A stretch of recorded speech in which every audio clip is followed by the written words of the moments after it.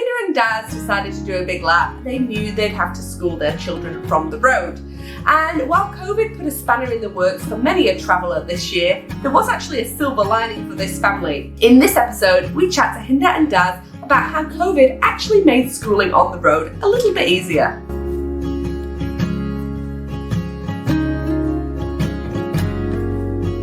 Hinda and Daz, hey, how are you? Hello. How's it going? Excellent. That's good to hear. Now, I can see the reflection in the glass behind you that you look like you're somewhere tropical. Where are you guys? Yes, we are in Airlie Beach currently in Queensland. Beautiful. And there's some birds. I can hear the ambient noise in the background. What kind of birds have you got going on there? Oh, God, there's all kinds of birds here, actually. It's been a bit of an education. We've got the good old cockatoo. We've got thousands of lorikeets. I think that's where my knowledge kind of extends to. Excellent. Yeah. And you told me off camera that you had, I don't know, it's probably an unfortunate incident for Daz, but not necessarily for the rest of the family. What happened this morning? I got shat on by a few birds. But it's supposed to be lucky, right? It's like, yeah, well, if you want, you could do it here every single morning at 8 a.m. because they feed the what are they? The lorikeets. The lorikeets. Yeah. At 8 a.m. every morning, and you can get shat on also. Is that like a requirement? Like someone has to get shat on each time? You just I think so. That tends to be me. Yeah. Now, you guys are from the Big M road trip. What's the M stand for? Well, it's kind of a double meaning, actually. We've got our family name is McMurtry, and when we were kind of deciding how we were going to lap around Australia, Daz had mapped out what turned out to be a Big M. So from Melbourne all the way up to Cape Trib, down into the Red Centre, and then back up into Darwin, and then finishing in country WA where my mum is. So it's kind of like him. That's awesome. I love it when a name's got a meaning like that. Now, I just saw two little ones run back behind you there. And yes, most of this interview is going to be actually about them and what they get up to. Hey! Say hello? Want to say hi? No? There we go. Hi. Yeah. Hello. Lucas, you want to say hi? No. Okay. No. Okay. So you've got two kids. Can you tell me about them? Yeah, sure. Yeah, come on. You want to go? Okay, bye. So we got two kids, Mia, who's nearly 9, and Lucas, who is 5. Both are kind of like most kids, chalk and cheese. But what has been so beautiful about this trip actually is that they've kind of become each other's little besties. So even though there's 3 years between them, they've really the pretend play and it's been really nice to see that kind of evolve because it hasn't needed to. When we're at home in Melbourne, they have their own friends, they have their own schedules. So yeah, it's been good. Love it. So you're homeschooling them on the road now. How long have you been doing your trip? So on Friday was 2 months, or Thursday or Friday was 2 months. Yeah, we left. June 20 we left. Yeah, that's awesome. Right. So had both of them experienced sort of a traditional school life before you hit the road? Oh, totally. Well, look, last year, like most of us, was pretty shithouse. Mm-hmm. Lucas was in kinder last year, so he started prep this year. And because we were in Melbourne, I think we had 2 or 3 lockdowns just from him starting school. So, yes, they both have had normal school. Mm-hmm. And we must be a little bit crazy, I think, after last year and being in Melbourne and having God knows how many days of being locked down and homeschooling and then choosing to do it ourselves. I don't know. Well, do you think that lockdown and doing the homeschooling gave you sort of a bit of a confidence boost in being able to do it on the road? Yeah. Yeah. I don't know confidence is the word I would choose. I think it gave us some insight into what to expect. And both the kids have had just really, really great teachers, super supportive. There's lots of online programs. And what we recognise with Mia anyway, she's a bit older and she just has this real natural curiosity for wanting to learn. So she would sit down at the laptop and be like, right, this is what I need to do. And then it would explore into other things. Whereas Lucas is like, if I'm in front of a screen, I want to play a game. Like I don't really. He's not at all interested. Whereas she will sit there and smash it, which is pretty cool for her. But yeah, sort of the struggle is how do we get him to get into it? Yeah, absolutely. Yeah. And that was a problem back in was it lockdown? Yeah. As well. Yeah. So that hasn't really changed. Yeah. So when it came to thinking about the options for schooling on the road, how did you, well, first of all, what were your options? And secondly, how did you make the decision? Yeah, it's a great question. So the first thing we did is actually talk to their school back in Melbourne. And because it was, our idea was only ever to be on the road for 6 months, so 2 terms of missed schooling or traditional schooling, so to speak, they were just amazing. They said, look, in 6 months' time or 2 terms, the education that you will be able to give them on the road and experiencing life is so much richer and greater than we could ever possibly match in the classroom. Oh, I love that. And the principals the same. It was beautiful. One of the things they said was if you like at school, you're always trying to recreate artificial environments to help them understand what things are, whereas we're going to be out there doing it. So as long as we're doing it in situations where, it makes sense to do it, I guess, but they'll learn a lot easier and faster. But, wow. and the other thing was, I think they said that Mia, she's such a good learner. She has already ticked all the boxes they need for the year. Not that we're not going to help doing it. Yeah. You think about it, but we're like, no, we'll keep working on it. But she's already done it, whereas Lucas needs to work on his reading. Yeah. And if we can nail, I can't remember what the exact thing was, but if we can get that by the end of the year, they're a pass. And that's awesome. We got an email from both their teachers, which basically said these are the things you need to really focus on, and if you can just focus on that. And for Lucas, he's 5. It's just reading phonics, which we've got some great phonics books, which Daz, to his absolute credit, will sit there very patiently with Lucas, going through, and numbers. And Lucas is really, he's into his numbers. So I'll tell you a little story. Because we're doing a lot of stays in discovery parks and places like that, they have a games room. And, of course, a games room, you need coins and that kind of thing. So there's this constant negotiation of, Mum, will we do the games room? And that, how much money that, they're allowed to have each time. And so Mia and Lucas, will take a $10 note, we'll go get it changed, and then they come back and we talk about, okay, so if we had 10 and you're going to take 3, what have we got left for later? Or, how do we divide this evenly between 2? And it's just fun for them. It's kind of a bit of a game. And I know that's super basic, but, kind of makes me feel better for off you go. There you go. Absolutely. And I really like that because it just highlights, again, what you were saying, Daz, about sort of taking things into like the real world classroom, as you will. Like you're just making those everyday interactions into sort of a lesson. And it doesn't have to be like, oh, sit down and learn this lesson now. It's one of those things that just sort of can kind of come naturally to you, right? Yeah. And it's, like knowing that everyone back home's locked down. Yeah. And we're out seeing stuff every single day. Like, I don't, we're not worried about them, I guess, being disadvantaged at the end of the 6 months kind of thing. Yeah. Well, I think it's for us anyway. It's also, for me especially, it's shifted the conversation massively. It's more about how can we be grateful and introduce, the thinking of gratitude every single day. And also thinking about our friends in lockdown, what might be something nice that we could do for them to make them feel, happy or special or that kind of thing. So, we've picked up postcards, so we can send them back to them. We're mapping out our whole trip we have a massive wall map that folds up, how we do that. That's good. Love it. So let's look at, you said that you spoke to your the kids' schools. What was how did it go from just talking to them to actually getting on the road? That was from a school perspective. Well, from both. What did you have to do? Were there any allowances that the school had to make? Those kinds of things. Does the school normally do homeschooling? And I know that's a bit of a weird question considering most people in Melbourne are doing homeschooling right now. Yeah. So it was it was interesting, and this might feel a little bit backwards, but the schooling part was kind of the last part of our thought process when we had decided to hit the road. And I guess that was because we'd done so much remote learning last year. It sort of just felt like, we'll just continue that. But we also, it did feel like that. But we only made the decision to leave properly, like 2 months before we left. Yeah.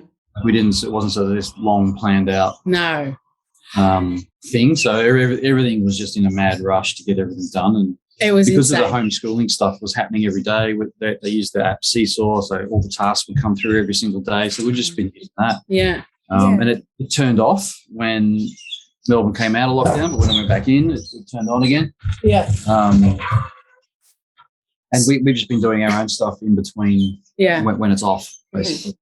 So was there any kind of formal process that you had to do, or was it just kind of a happy coincidence that it happened to be in lockdown and there was this new system that you were able to use? Well, happy for us. Yeah. Not happy for anyone. Yeah, absolutely. I think because of that, and the remote learning had been, really activated across the whole state, when we spoke to their teachers first and we said, look, we're thinking about this, we didn't want to make any decision that would really negatively impact the kids. And because the teacher was so positive, and we said, how could you support us? Because I didn't really want to go down the School of the Air, or I think it's called something different now. It's like virtual.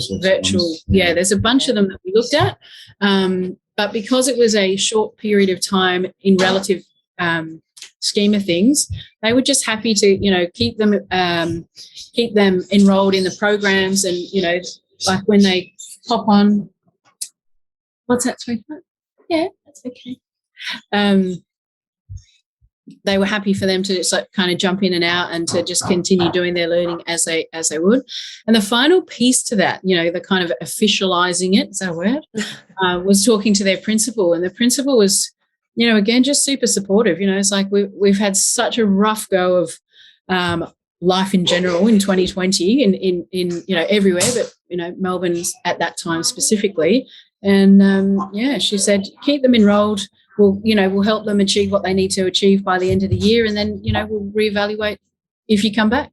Do you think that sort of continuity has helped the kids to actually transition into travelling life?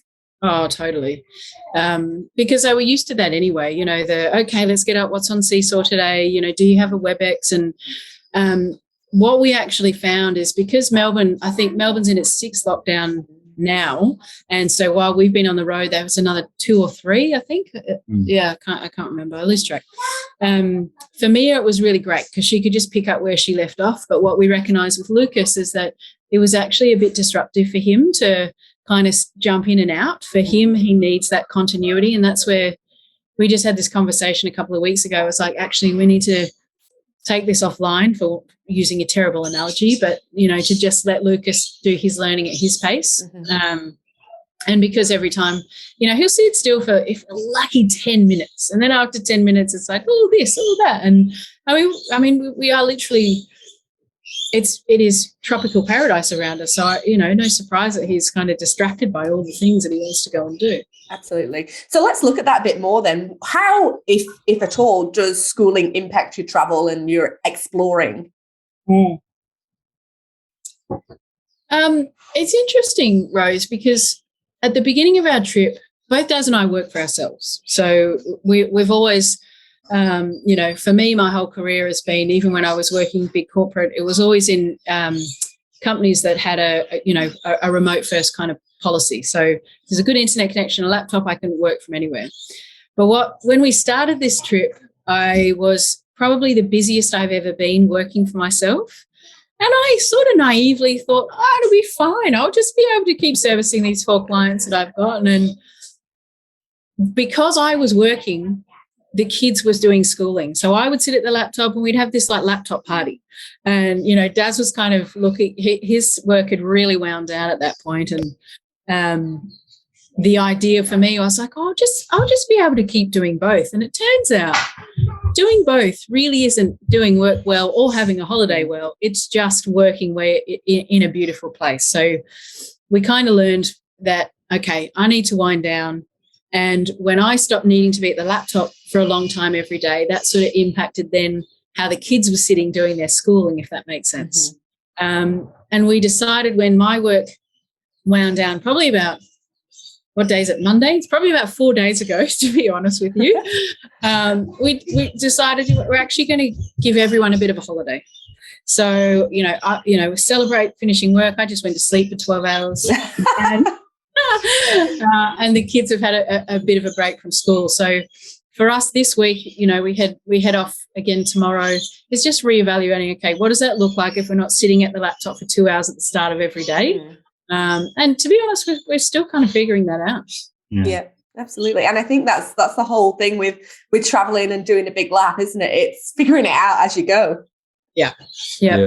Flexibility and adaptability. Yeah.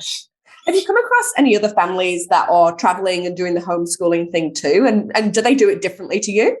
Yeah, we had when we were in Hervey Bay, actually, we had a lovely family, also from Victoria, coincidentally. They're doing it completely differently. She had 2 girls and put the curriculum aside and sort of did like the School of Life. Like I had. The way they were doing it was their girls were a little bit older, so a little bit more kind of self-learning, I suppose. But they would go visit somewhere and then be like, okay, let's do a report on it. What have we just learnt about? I can't think of any examples off the top of my head. And they'd be like, oh, Mum, I don't want to. But then, they would do it and they'd have this beautiful kind of scrapbook memory of what they'd just done, which I just think is awesome. I love that. Do you think to do that sort of side of schooling, and we actually interviewed somebody a while ago who do unschooling, as they call it, which is kind of School of Life type thing. Do you think you'd have to be super creative to be able to achieve that, or would it just come naturally? I reckon you got to work at it. Yeah. Like I think it's hard work because you got to pull yourself out of, oh, this is nice, to, oh, fuck, how am I going to teach someone something right now? How am I going to twist it the lesson? And so you're always thinking about that. It becomes a bit of a job like that. But I reckon it's hard. I don't know. It's kind of interesting because I've found personally, I have this thing like, what do you do when you're not at work? And, both Daz and I have done a lot of work. It's one of the reasons we were like, you know what, let's disconnect from there and let's reconnect to what's important. And one of the things that I like to think about is what am I doing if I'm not at work? And, how do we create these little humans, not just well educated, but, really socially aware and really, grateful and, the ability to have kind of not grown-up conversations, because that's unfair. They're really young, but, to build that kind of conversational skills in them. And for me, that's my priority over the next couple of months, is to kind of focus my previous work energy into them. And it's slowly working, because Mia just came over and said hello to you, which she wouldn't have done. Yeah, that's true. She would have gone that. Yeah, it'd be too shy. So she's good. It's working. Slow, but working. Absolutely. And, it's like what we've been talking about this being in a practical sort of environment. They're getting so many different, exposed to so many different environments, so many different experiences, so many different people that they wouldn't get at school, right? Oh, totally. Absolutely. Yeah. Now, I want to look at the challenges now to sort of schooling on the road for you as parents and for the kids specifically. So can we go over those? Woo. Well, firstly, we're not teaching. That's a big one. Yeah. If I can use an example, because I've been working so much, Daz has really done the lion's share of it. And I think it's when we sit with Lucas, and Daz sits with Lucas, and we have our little phonic books out, and you can see Daz, like he'll start with this, and be like, "Okay, Lucas, you do it." Lucas will be like, "Nah."